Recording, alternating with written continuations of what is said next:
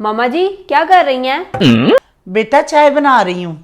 अच्छा मामा, आज मुझे भी चाय बनाना सिखाएं, मैं बनाती हूँ आज चाय।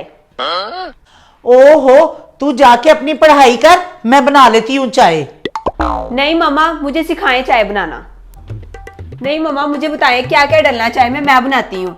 अच्छा, वो पकड़ चीनी और पत्ती का डब्बा और इसमें पहले पानी डाल के चीनी पत्ती डाल दे और उसके बाद अच्छे से कावा पका के फिर इसमें दूध डाल देना है और मेरे लिए अच्छी सी चाय बना के ला।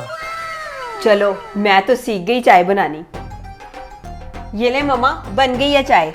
अरे वाह, चाय बना ली तूने। हाँ मुस्कान, किधर है तू? मामा मैं दोस्त की तरफ आई हूँ नोट्स लेने। चल घर जल्दी आ, चाय बना आके। मामा आ जाती हूँ अभी। ओहो, जल्दी आ, मैं कह रही हूँ ना, आ और चाय बना। कहाँ जा रही है? नहाने जा रही हूँ मामा। नहाना बाद में, पहले मेरे लिए चाय बना। मुस्कान, चाय। मुस्कान, चाय। मैंने क्यों बनानी सीखी चाय?